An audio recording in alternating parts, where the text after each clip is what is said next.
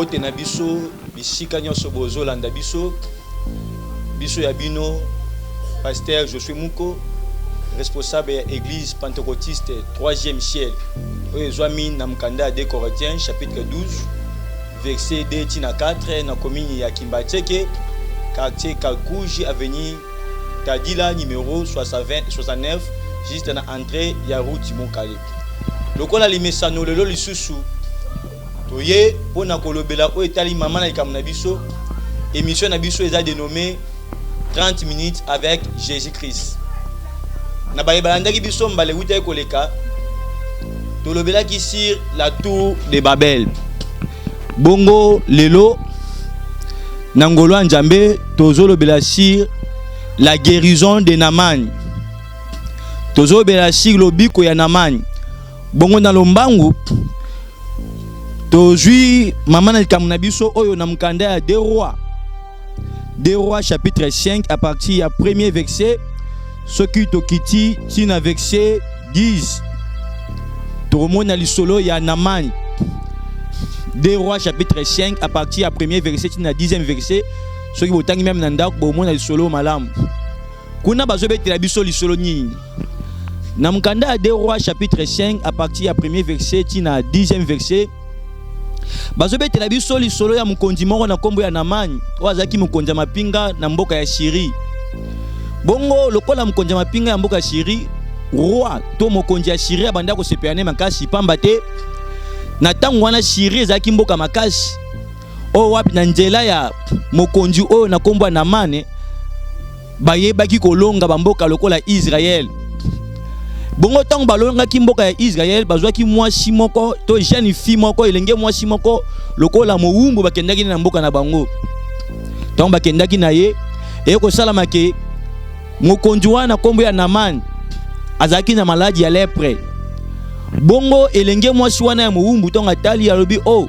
soki mokonzi Naman azaki na mboka na ngai alingaka bika na maladi o azana yango ayebi si maîtresse ne c'est-à-dire mwasi ya général Naman abisoki mokonja ko ya na mboka na ngai akobika na maladi na ye pamba te kuna tozana Nzambe ya Israël to wana mosakoli prophète Élisée ona njana na ye ndeko na biso Naman akoyeba kobikisa na maladi na ye wana ayebisaki mwasi ya Naman parce que jeune fille oto elenge mwasi azaki mosali ya mwasi ya Naman mwasi ya Naman ayebisaki Naman lokola mokonzi ake oyebisa roi azwaki mokanda akomi pona roi ya Israël pe apesi Naman azwi mbongo ebele ake nango pa ya roi ya Israël pour kabika na maladi na ya lepre tango akomi kuna roi ya Israël atai lettre apasoi bilamba bingana komi Nzambe pona bikisa mutu to na boma mutu bongo esika prophète Élisée azalaki ayoki sango wana ayebisi roi lobi botinda Naman wana epa na ngai comme ça yeba ete awa nde Nzambe azali tangu Naman akende kuna toyebi so wana malamu prophète Élisée saki na Naman amibwaka mbala 7 na mai et 7e fois maladi ne lepre ekosila et esalamaki pe bongo abikaki alors ne bandela likambo tozomona ke na tangu wana Syrie ezalaki puissance mo ya makasi na mokili et Naman azaki n'importe qui te azaki vraiment influent azaki sika motema ya roi ya Syrie banda kovanda malgré cela azaki na maladie ya lèpre nzoka nde maladie ya lèpre azaki maladie moko contagieuse donc maladie osoki muto aza pembeni azana yango et que soki oza pembeni na ye yo pe okozwa maladie wana et bongo maladie ya Naman lèpre wana ebandaki sika nini banda kosama atango wana soki muto abela maladie ya lèpre bando zoye ba ote musika ya mboka babanda ko isoler ye bato banda ko bwakisa ye par là yota isabiso ete Naman atambongo azaki nango pouvoir azaki nango influence azaki nango puisque azaki na maladie ya lèpre soki azaki aveuglé amitika kana bozo azaki nango alinga ko finir par être isolé benga batia libanda ba rejeter ye même roi ngaka rejeter ye et bongo Naman lelo ezota isabiso pe bato baza influent na mokili oza na mbongo na yo ba diplôme tu as oza ba statut nyonso possible mais peut-être quelque part oza lépreux oza maladie moko ya lèpre o ebandi peut-être sika nde nazo interpeller na biso bozwi na yo et aveugler yote ba titre ba diplôme tout ce que tu peux avoir et aveugler de sorte que obo sana ete ozana maladie ya lèpre na mani o nyoso kwa kozana yango et comme quoi aveugler ko bo sana ete ki lèpre c'est-à-dire le kozana mbongo okozana relation okozana entourage o yesa ki o ignorer que wana lèpre songolo pakala mais yeba ete lobi to lobi wana lèpre wana ekobanda kola et ceux qui est commis constanté et commis dangereux bako parvenir ko isoler yo bako tsoa musika malgré mbongo na yo malgré titre na yo malgré influence et tant ba tsoa libanda oko perdre presque nyonso et na mana ngaki même perdre na titre na ki général et lingi ko lo baboye tant on ne komeli yo trop tardé malgré bambongo na malgré makamuna yo il y a quelque part quelque chose qui ne marche pas et lo comment zo simbate yaya kota la agité kota la mbongo te kota la ba titre na yo te c'est encore le grand moment tant moki nanu et isolé yo te na yebi ba o bazaka na possibilité bazaka na pouvoir une fois isolé une fois abandonné même ba o bando benga baninga ba mona bango le souté ba se retrouver seul ne coin moko boy abandonné ba se retrouver seul ne sika songolo pakala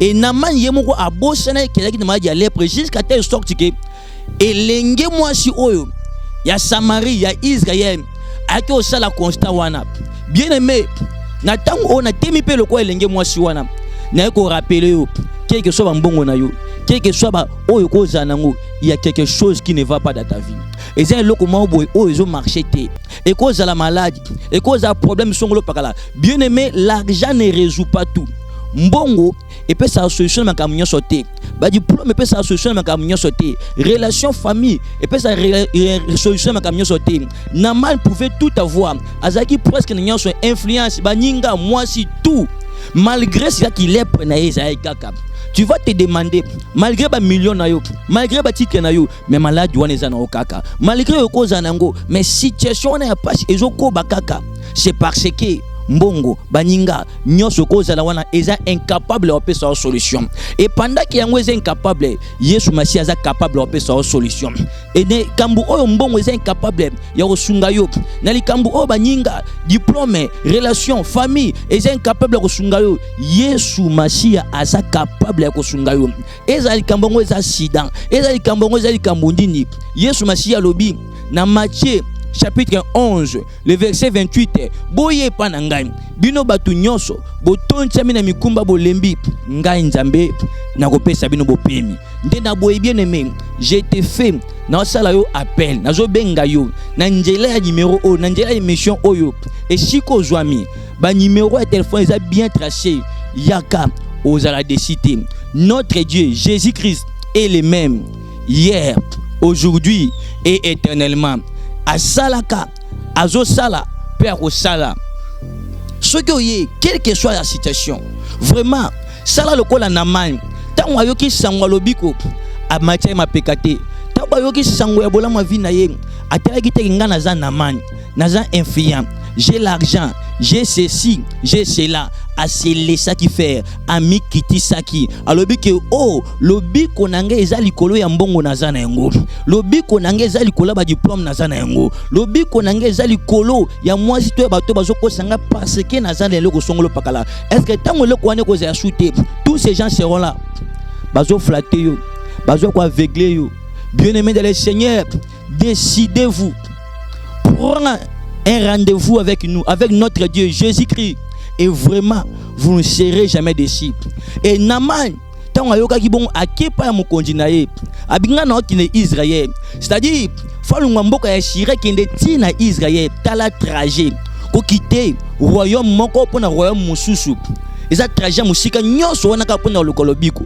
Peut-être yom tozolanda ngai ozaka MC na RDC awa, tozaka na mboka moko. Peut-être encore toza na ville moko ya Kinshasa. Peut-être encore toza na même district ya Tchangu. Et pire encore toza même commune ya Kinti ya Kimbacheki.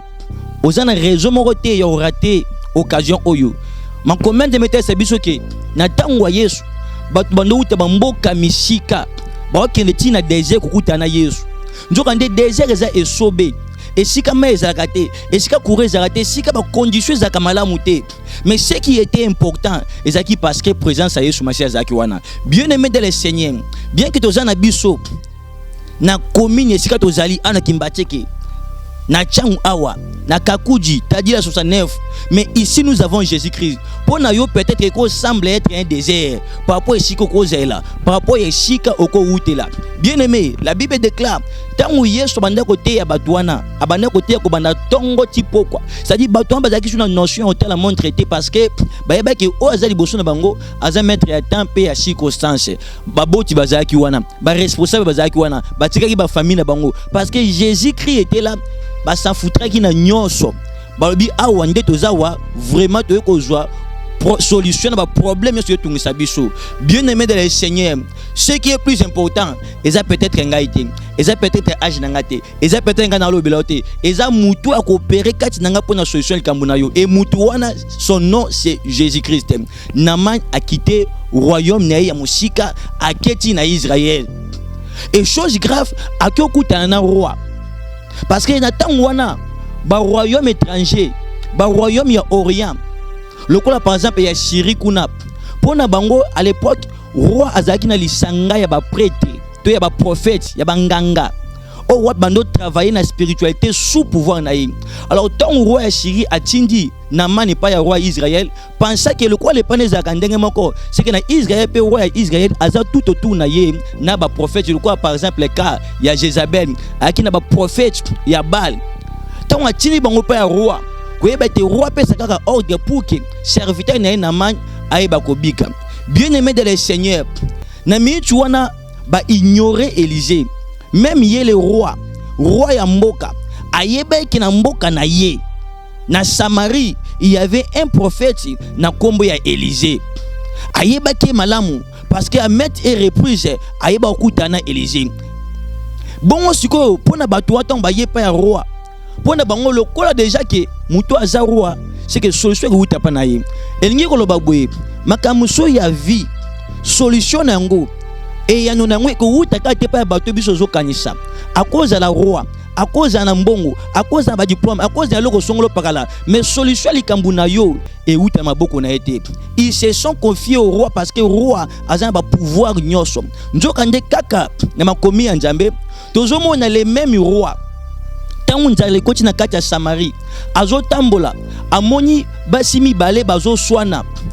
Tangu atuni bango likambu nini, moko lobi toyokana kike na nzala o tolia bana biso mukola liboso to bomi mwana nga tolie e comme na tourna pesa mwana ye abombi mwana ye mokonzi roi bikisa biso roi lobi nazala makokite na Nzambe te pona bikisa bino c'est que ezaba makambo musu elekelaka ba roi na makasi ezaba makambo musu ba président mukilo ba ko résoudre yango te ezaba makambo musu ba ministre to muto ko tielika aza incapable ya opesa solution ezaba makambo musu solution nango zo dépendre kana lola makambo musu ba solution musu lobiko bola musongolo pakala oya likamuna yo esengi uta kaka na maboko ya Yesu Masiya.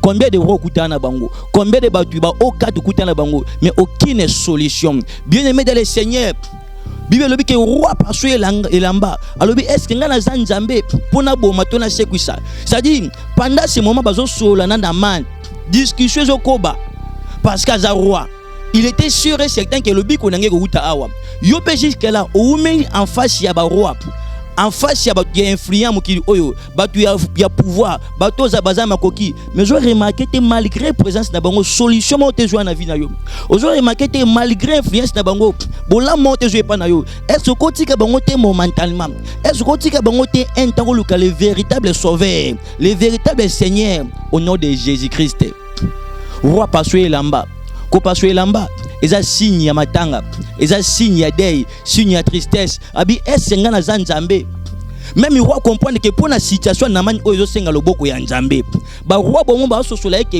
il y a de ces choses bango quelque soit baza pouvoir baza autorité bazangi makoki ya opesa solution il faut impérativement intervention to lisungi ya lola roi lobi esenga Nzambe pona ko boma to ko sekusa mutu par là je reconnaître mutu azo bela maladie ya lèpre aza considéré le quoi mutu aza mutu akufa bien aimé dans le Seigneur au cause na mbongo ba diplôme bozwi nyonso ba capacité ba qualité ba faveur nyonso mais en réalité aux amutu ya kokufa. Quand aussi longtemps tu as la lèpre, aussi longtemps tu es lépreux oza mowei namani puisque zaki na maladie ya lèpre quel que soit mbongo na ye quel que soit influence na ye roi zo considérer le kola mutu ya kokufa oh ouais ba senga na roi asala nini asekwe saye. Bien aimé, tu peux être un mort vivant ozo tambola ba mituka na yo ozo tambola ba mbongo na yo mais oza ya kokufa. Alors mutu kozong sabo moi na yo na bo moi mutu wana kombone kaka nzambe même un roi o bazaka plus religieux te o bazaka plus chrétien te azo reconnaître capacité en nzambe te pona likambo yo esengi intervention en nzambe. Et bon prophète Élisée et sika zwa maki alobi boye bisa roi ami tungisa te atinda na mana ya awa bongo ndako yeba nzambe na biso Yesu Masia na tango ope na temi lokola prophète Élisée na zoyebisa ba influent mokili oyo na zoyebisa bato basimbi autorité na maboko na zoyebisa yo oza persuadé na pouvoir ya bato oza persuadé oza aveuglé na ba autorité ya bato. Laisse-moi te dire ce soir tika na nos position wana. Laisse-moi te dire tika na ba faveur ba avantage wana. Laisse-moi te rappeler tika na nyonso wana ya koluka na nzambe moko ya koluka na Yesu na biso. La seule adresse, la seule référence district ya Changu commune ya Kimbateke quartier Kakuji avenue Tadila numéro 69. Ce que yebe ne tu seras pas déçu. Na semaine to bonde la mardi jeudi de 17h30 à 19h30, dimanche to bonde de 9h30 à 12h30 et avec notre programme spécial ya jeudi otobenga jeudi de délivrance. Pourquoi molimo statu ndimo bika quel que soit ka okoya nango ya guérison miracle o eza maladie o ezo senga délivrance ezo senga nini, nous avons un Dieu qui s'appelle Jésus-Christ. Notre Dieu a sala au-delà ya likambo zanango. Likambo zanango eza vraiment muke makase pa Yesu Masia. Si tu peux d'abord laisser le roi de ce monde oyananu.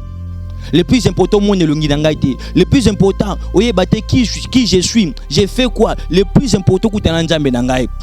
Na matango yoka kimbela wana aingaita yeba Elizangwa zanani Elizangwa sala nini pour ceux qui déjà namana yeba ki Élisée alinga leke pa roi te alinga ke mbamo rutana Élisée. C'est que Élisée pona namana azaki muto ayeba na kite. C'est-à-dire yo pozona nangai il se peut que yebinga te. Kombo nanga Josué Mouko peut-être que mon nangaïté, peut-être c'est votre toute première fois que mon nangaï. Mais je te dis ce qui est vrai. Notre Dieu Jésus-Christ, tu as été déçu. Songolo pakala. Mais cette fois-ci, si tu peux donner la chance, si tu peux te donner une chance, si tu peux essayer avec notre Dieu, sérieusement, tu ne seras pas déçu. Sérieusement, vraiment, tu verras la main de Dieu toucher ta vie et faire de grandes choses. Et à cela, Naman a tiki roi a kepa Élisée. Élisée na kati yanda. Élisée oyo aza prophète a ki na serviteur na ye. Serviteur na ye na kombo ya Gehazi. Tant ba ye Élisée zo ki même pas peine ya robima libanda. To ya romona batango face à face. À partir ndako pesi bonka nyingi sabi boye bisake no komi boka na mai mbala 7.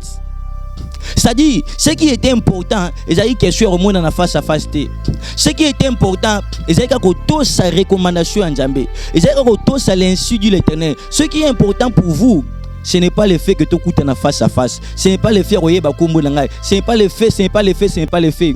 Mais ce qui est important, ce qui tu peux au moins, vous pouvez au moins couper ces sika na maloba en Zambé et que ça là oyo Nzamba zo recommandé.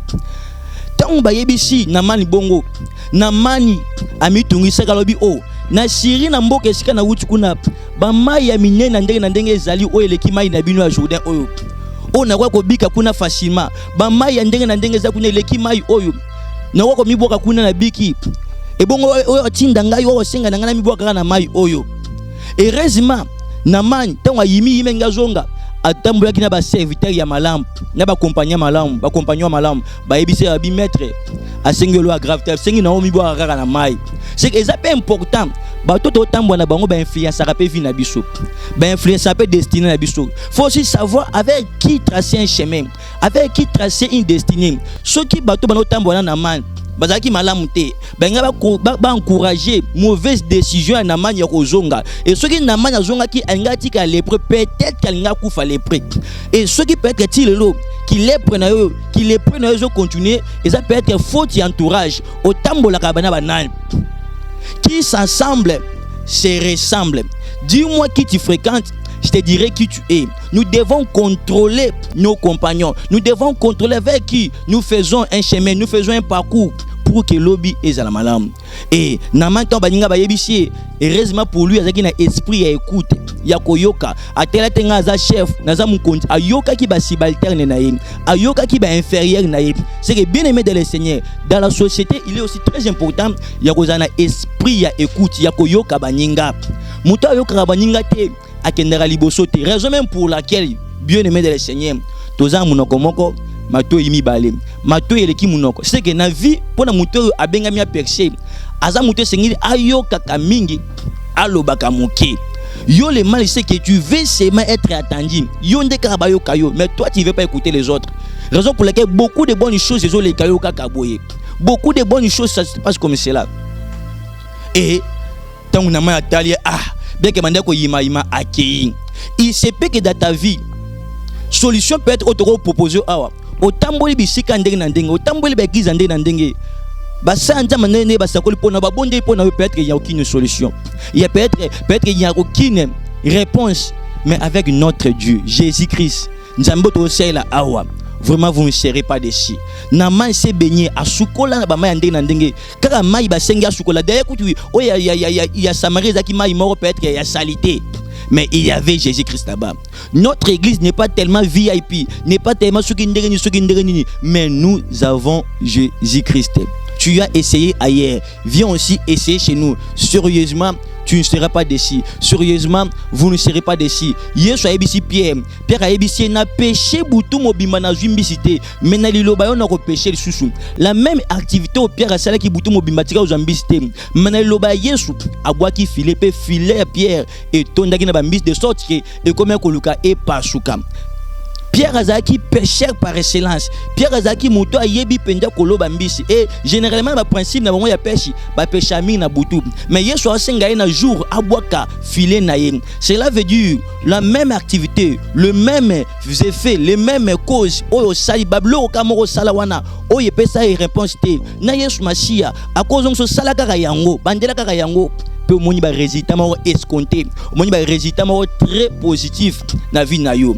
Et pour terminer na manakei ami boaki première fois deuxième fois septième fois bibi lobete lo posonaye ezunga ki asika tangwa bikaki bien aimé oyo mbongo pesa ki était o makambu songolo epesa ki était mais Yesu Masia pesa ki Yesu Masia sala ki yango tango ay kozonga alingi ayela Élysée ba cadeau Elisaboyi ba cadeau na ye pour lui dire quoi que ce qui na benga ki awa na benga ka pona lobi kwa vie na yo na yaki penja na posa mbongo na yo te ya babozui na yo te. Bien aimé, Jésus-Christ que nous servons est le meilleur rémunérateur et le meilleur payeur. Yesu afuta kamalamba sai na ye na lolenge na ye.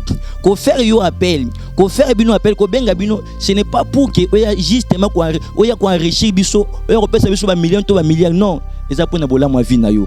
Eza pona bolamu ya libota na yo. Yesu to sait déjà azwaka charge ya nyonso auto salaka. Quand nous vous appelons le col à Élysée connaissait très bien que Naman Zaki général ya Syrie. C'est qu'il avait beaucoup d'argent. Malgré cela, Élysée a dit on n'a pas besoin de votre argent. On n'a pas besoin de vos titres, de vos qualités. Ce que nous avons besoin, c'est juste votre bien, votre paix, votre solution. Raison pour laquelle nous vous appelons la même et la seule adresse commune de Kimbatcheke, quartier Kakouj, avenue Tadia 69, l'entrée route Moukali, et Dieu ne manquera pas de nous faire du bien. Que Dieu nous bénisse. Tout mon ami, à la prochaine.